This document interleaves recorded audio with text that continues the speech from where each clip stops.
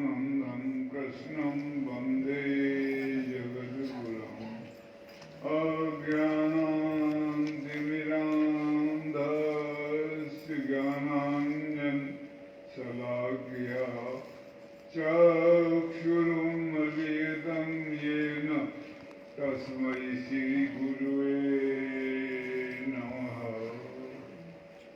शङ्करं शङ्कराचार्यं केशवं बादरायणं सूत्रभाष्यकृतो वन्दे भगवन्तो पुनः पुनः। बोलो सच्चिदानंद नंद भगवान की जय। श्री सद्गुरुदेव महाराज की। परम पूजनीय आदरणीय संत वृंद, उपस्थित सभी मंचस्थ आत्महितैषी प्रभु प्रेमी भक्तजन, बड़ा हर्ष का विषय है। आज ये तीसरे दिन का प्रथम सत्र शुरू हो रहा है।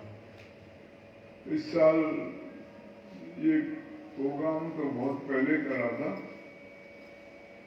बाद में वो लॉकडाउन वगैरह हो गया, उसकी वजह से एक बड़ा प्रोग्राम हरिद्वार होने वाला था, वो कैंसिल हो गया।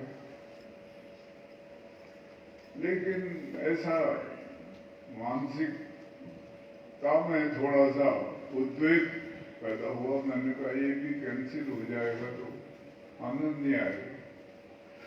एक संकल्प बनाया है।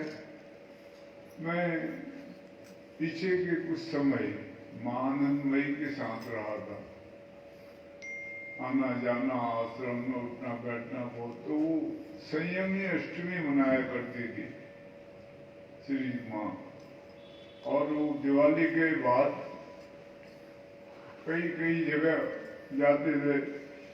वहाँ 2 बार वो कल्याण देव जी महाराज के आश्रम में सुखताल में 2 बार मनाई थी। नडियाद में भी मनाई है, कई जगह कई स्थानों पर मनाते थे संयमी अष्टमी। तो जाने का मौका मिलता था माँ के साथ। मेरे जीवन की बहुत सी ऐसी घटनाएं थी, ऐसे संशय भ्रम थे जो माँ के सानिध्य में आने से समाधान हुआ था। इसलिए मेरा उनके प्रति बहुत लगाव था, ज्यादा श्रद्धा भाव था और बहुत आदर के द्वारा मैं उनके सानिध्य में उठता बैठता था। तो उसी उपलक्ष्य में ये ख्याल आने लगा, क्योंकि जाना आना होता रहा। तो ये महोत्सव शुरू किया 2003 से हरिद्वार। उससे पहले मैं विदेश जा रहा था, तो यहाँ वृंदावन में एक भंडारा किया था बड़ा। उस वक्त भी बहुत वहाँ के साधु संत महात्मा जितने थे बुलाए थे, और वहाँ एक वो थे संत थे, उनको चादर ओढ़ाई थी और गद्दी का अधिपति बनाया था। तो उसके बाद मेरा विदेश जाना हो गया, तो फिर ये थोड़ा स्थगित हो गया वापस आने के बाद। तो 2003 में ये एक संत थे विशुद्धानंद करके, उनको मैंने हरिद्वार भेजा। मैंने कहा आप जाके पता करो, वहाँ 2-3 एड्रेस दिए थे। तो हमारे एक पूजनीय संत थे, बहुत आदर्श था उनके प्रति भी, गणेशानंद जी महाराज, त्याग मूर्ति के नाम से बड़े प्रसिद्ध थे। बहुत विद्वान थे और तपस्वी भी थे। बद्रीनाथ में उनकी गुफा अभी भी है वहाँ। बहुत साधना करी थी उन्होंने। तो उनका आश्रम का मैंने एड्रेस दिया हुआ था, तो वो जाकर वहां तय हुआ। तो पहला भंडारा वहां किया। उसके बाद ये लोग सहयोगी हैं मेरे, मैं तो कुछ करता नहीं, यही करते हैं। ये भरत भाई हैं, ये भगत हैं, इनका परिवार है और कुछ लोग हैं, ये सहयोग करते हैं बहुत ज्यादा, सभी कार्य यही करते हैं। इन्होंने कहा कि ये अगर चालू रखा जाए तो क्या हर्ज है। मैंने कहा हाँ, मेरी भी ऐसी इच्छा है। तो उसके बाद फिर ये शुरू हुआ। उसके बाद चित्रकूट हुआ, फिर सुखताल हुआ, कुरुक्षेत्र हुआ, सब तीर्थों पर नए नए रूप में हर साल करते रहे। उसी परंपरा में ये इस साल जब यहाँ एक बार रख दिया, लेकिन विघ्न बीच में आ गया महामारी का, तो ये कहने लगे ये तो मुश्किल होगा। मैंने कहा कोशिश करेंगे हो जाए, बड़े तादाद में ना तो छोटे तादाद, लेकिन साधु संतों की सेवा होगी, वो बहुत अच्छा लगेगा, प्रसन्नता आएगी। तो फिर दौड़बाज इसमें ही किया जाते तो आते जाना यहाँ, तो ये छोटा प्रोग्राम, लघु इसको कह सकते हैं, सम्मेलन हो गया संपन्न। प्रभु की कृपा से, संत महात्माओं के आशीर्वाद से संबंध ये ठीक ढंग से हो गया, अच्छा रहा। चाहे छोटा था, लेकिन फिर भी मानसिकता में थोड़ा प्रसन्नता आई। ये भूमि का विशेष महत्व है। परसों ये पूज्य स्वामी श्री दयानंद जी महाराज पूछ रहे थे, गढ़शंकर नाम क्यों पड़ा? मैंने कहा ये गढ़ मुक्तेश्वर, गढ़शंकर तो मैंने आपने याद है, गढ़ मुक्तेश्वर, ये मुक्ति का गढ़ माना गया। गढ़ मतलब होता है, किले को भी गढ़ कहते हैं और स्थान को भी गढ़ कहते हैं। किसी शहर आदि का नाम भी गढ़ होता है, जैसे चंडीगढ़, जूनागढ़, ऐसे कई नाम होते हैं। तो ये मुक्ति का गढ़ माना गया है। यहाँ गंगा माता बहती है बगल में। गंगा माँ का एक नाम अलग है, यहाँ बूढ़ी गंगा कहते हैं उसको। वो बुजुर्ग हो गई, यहाँ बड़ी उम्र की हो गई, इसलिए बूढ़ी गंगा नाम रख दिया। इसके बगल में एक पल्ली तरफ एक गंगा और है, उनका नाम है राम गंगा, इन्हीं की शाखा है वो। तो यहाँ इसका महत्व, यहाँ पुराने काल में जो मैंने पढ़ा है, जो मुझे मालूम पड़ा है कि रहस्यवादी संतों की साधना की गुप्त भूमि मानी गई है। बड़े उच्च कोटि के जितने भी संत महात्मा हैं, वो जानकार, पूर्ण स्वरूप में विराजमान, उन्होंने सबने यहाँ आकर के साधना करी। वैसे भी ये गंगा जी का किनारा काशी तक जो चतुर्मास बिताते हैं संत महात्मा, उनकी भी भूमि है, और जो परिक्रमा करते हैं उनकी भी भूमि रही है। यहाँ पुराने समय से कुछ महापुरुषों ने स्थान बनाए हैं। आगे चल करके काफी जगह है, राजघाट वगैरह, नौगढ़, बहुत से स्थान है जहाँ पर जाके संत महात्मा विराजमान होते हैं और वो साधना करते हैं। वो भूमि धन्य होती है, वो मिट्टी धन्य होती है जहाँ बैठ करके वो साधना करते हैं। उसमें चेतनता आती है, जागृति आती है। वहां पर जो जाएगा, कुछ न कुछ उसके जीवन में परिवर्तन शुरू होगा, विचार उत्पन्न होंगे, ख्याल उत्पन्न होगा। तो उससे वो जीवन का जो एक लंबी यात्रा है जो ये, वो धीमे धीमे कम होने लगती है और उसके अंदर विचार जाग जाएंगे जब, तो स्वाभाविक है वो विचारों के साथ शरीर कार्य करता है। विचार पहले उत्पन्न होते हैं, कर्म बाद में होता है। तो विचार जागे तो मनुष्य जागा, विचार नहीं जागे तो जीव नहीं जगता है। ऐसे यथावत पड़ा रहता है, वास्तविक जीवन होता है। आहार निद्रा भय मैथुन से समान बेहतर पशु भी न रहा। आहार निद्रा भय मैथुन वगैरह ये पशु में हम में कठिन एक साथ होता है।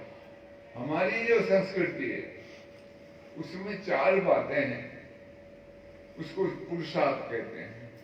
एक है अर्थ, एक है काम, एक है धर्म, एक है मोक्ष।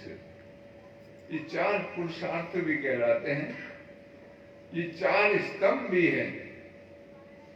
अर्थ का मतलब है ये शरीर भी अर्थ के अंतर्गत आता है। खाना पीना, संसार में जीना, जो कार्य हम कर रहे हैं सब ये अर्थ के अंतर्गत आता है। इस शरीर को पालना है, ये अर्थ के अंतर्गत आता है। धन दौलत ही नहीं है अर्थ। अर्थ का मतलब बड़ा व्यापक है।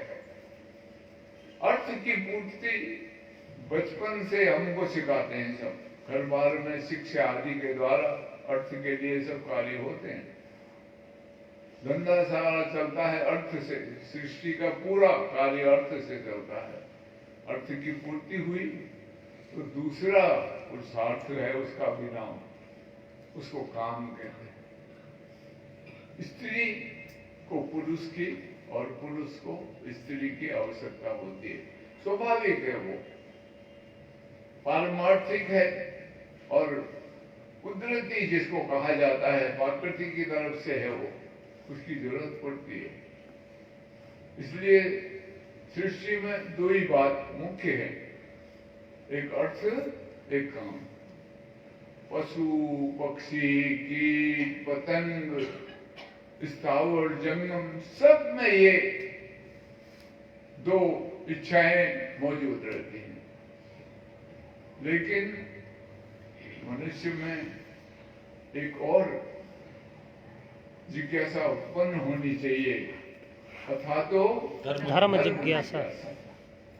धर्म की जिज्ञासा उत्पन्न होनी चाहिए। धर्म क्या है, मैं कौन हूँ, संसार में आया हूँ, क्यों आया हूँ, किस लिए आया हूँ, फिर कहाँ जाऊंगा यहाँ से, आदि आदि के बारे में विचार करते हैं। हमसे कोई बड़ा है, श्रेष्ठ है, हम उसको पूजते हैं, कोई देवी देवताओं के रूप में, कोई भगवान के रूप में, कोई ब्रह्म के रूप में।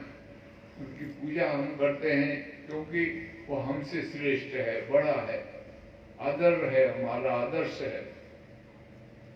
वो धर्म के अंतर्गत आता है। वो विद्वान जी महाराज ने तो बड़ा कुछ लिखा है राम महाभारत में।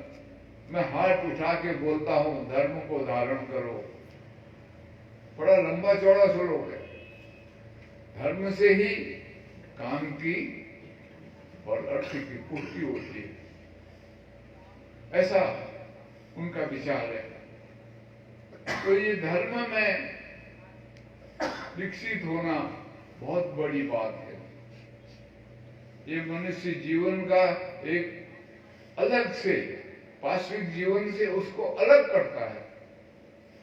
पशुओं जो जीवन है उससे अलग करता है वो धार्मिक जीवन बनता है उसका। लेकिन वो धार्मिक हो जाना सब कुछ नहीं मानते। क्यों हो रहे हैं धार्मिक? तो वो चौथा पुरुषार्थ बताते हैं, वो है मोक्ष। मोक्ष का मतलब है ये जो यात्रा है हमारे जीवन की, ये यात्रा की मंजिल, पूर्ण अवस्था, जहाँ पर हमारी यात्रा समाप्त होगी। जब तक वो नहीं समाप्त होगी हमको चैन नहीं पड़ेगा, हम बेचैन रहेंगे और संसार में भटकते रहेंगे। बेशक धार्मिक हो जाए हम। स्वामी जी कहते हैं धर्म ते विरति, योग ते ज्ञाना, ज्ञान मोक्ष प्रद वेद बखाना। धर्म से क्या होता है? राग। ये चलती है जो चर्चा चल रही है विरति की, वैराग उत्पन्न होना चाहिए।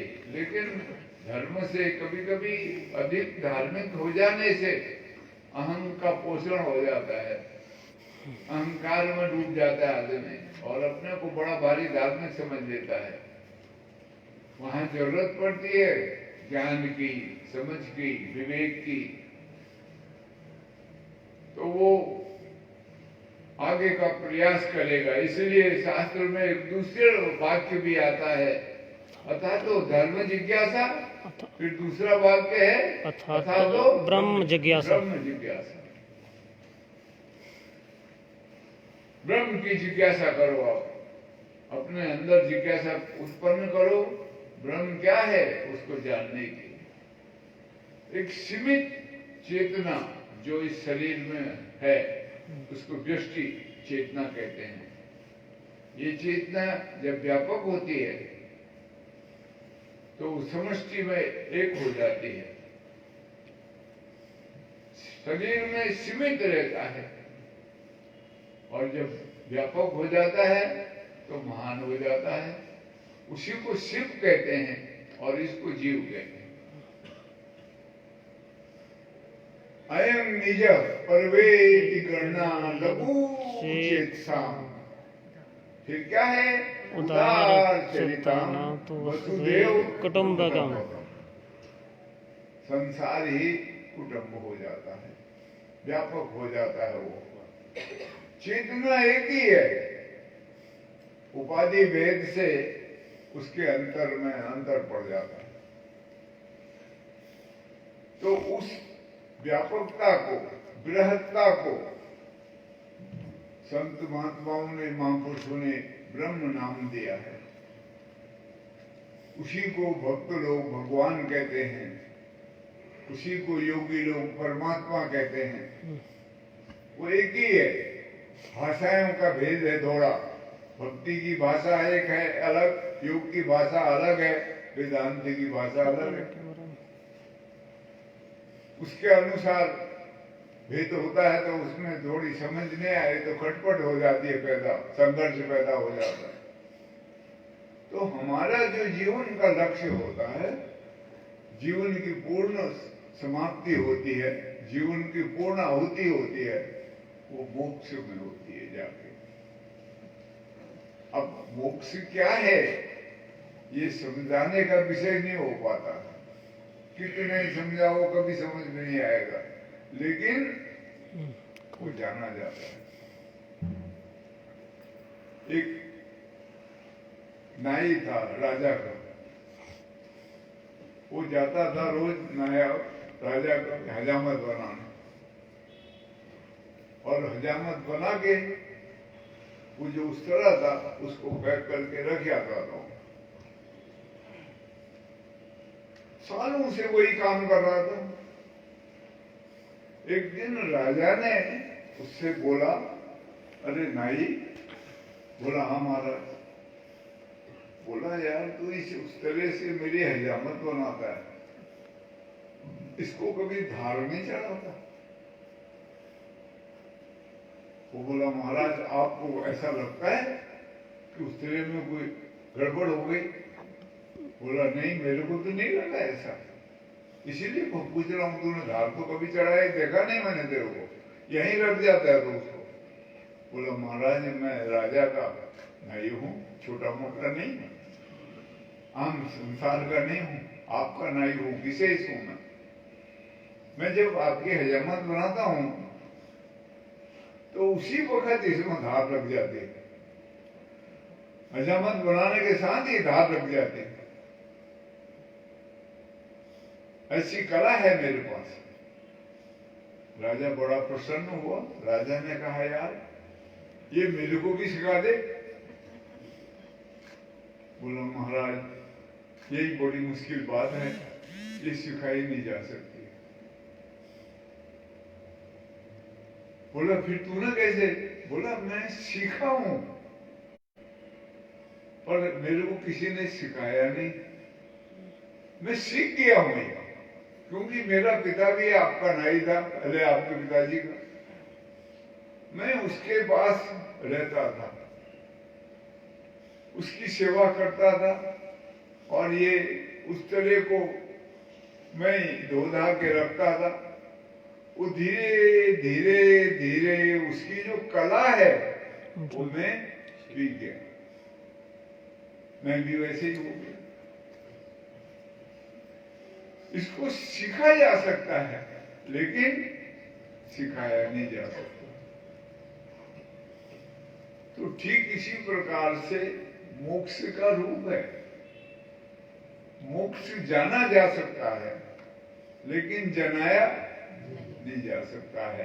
रास्ता बताया जा सकता है, इस मार्ग में चलोगे तो तुम्हारी मंजिल आ जाएगी, लेकिन मंजिल तक नहीं पहुंचाया जा सकता। बहुत कम ऐसे संत हुए हैं, वो भी उनके जो खास सेवा करने वाले थे उनको एक आध को कोई ले गया है। जैसे उदासी पंथ में श्रीचंद बाबा को बोलते हैं, उनका एक सेवक था कमलिया। 30 वर्ष वो श्रीचंद बाबा नानक देव के पुत्र थे, बड़े पुत्र। 2 पुत्र हुए हैं, श्रीचंद और लक्ष्मीचंद। तो नानक देव ने जब शरीर छोड़ के जाना था तो उन्होंने वो गद्दी जो थी वो अपना एक सेवक था उनका, लहणा नाम था उसका, उसको गले लगाया था। तो उसका नाम अंगद देव पड़ गया। आंग में लगाया तो अंगद देव पड़ गया। उसको गद्दी पर बिठाया। तो श्रीचंद बाबा बढ़ गए, क्रोध में आए, बुरा लगा। गुरु के पुत्र हैं, उन्होंने पूछा ये इसका अधिकार मेरा नहीं था? बोला बेटा ये प्रॉपर्टी नहीं है, जायदाद नहीं है मेरी, ये गुरु गद्दी है, इसमें तो इसके लायक जो होगा उसको बिठाना पड़ेगा। तुम इसके लायक हो जाओगे तो तुम अपनी गद्दी बना लोगे। तो कभी कभी थोड़े से काल का सत्संग किसी को जगा देता है, वैराग उत्पन्न कर देता है। महापुरुष के पुत्र हैं और महापुरुष की वाणी सुनी, मन में एक शोक पैदा हो गया। तो पठानकोट से पल्ली दरवाजे, तो वहां छावनी है गवर्नमेंट की, तो वहां पर एक जगह थी बाट साहब उसको बोलते हैं। वहां पर आकर के श्रीचंद बाबा घर से चले आए। करतारपुर नाम की जगह है वहां से वो वहां आए। तब नानक देव को समझ आई कि ये कुछ करेगा, कुछ जानेगा। तो वो कमलिया नाम का उनका एक सेवक था, उसको बोला रे जा इसके साथ और इसकी सेवा करना, इसको किसी प्रकार का कोई बिगड़ ना आवे ऐसा ख्याल रखना। तो कमलिया कहते हैं, कहानी में वर्णन आता है, उनके साथ आ गया और उसने 30 बरस उनकी सेवा करी। वो मांग के लाता था, पका के खिलाता था, हाथ पैर दबाता था, सब काम वो करता था। यहां तक कि साधन अवस्था में उसने उनका मलमूत्र भी उठाया, कफ आदि भी धोया। इतनी साधना उन्होंने करी और ये उनकी सेवा में रहा। तो जिस वक्त श्रीचंद बाबा सिद्ध अवस्था को प्राप्त करे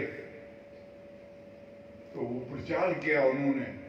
जैसे भगवान शंकराचार्य ने 4 मठ बनाए हैं, ऐसे श्रीचंद बाबा ने 4 धुनियां स्थापित करी।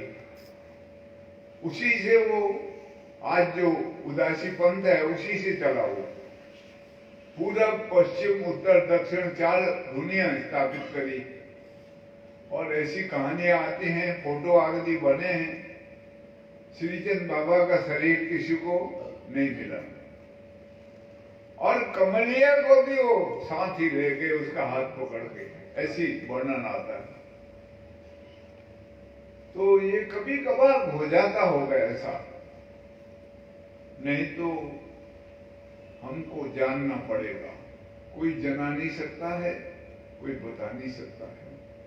वो एक ऐसा पद है जिसके बारे में, पद के बारे में बोला जा सकता है, लेकिन पद को नहीं जाना जा सकता। उसके लिए हमको खुद प्रयास करना पड़ेगा।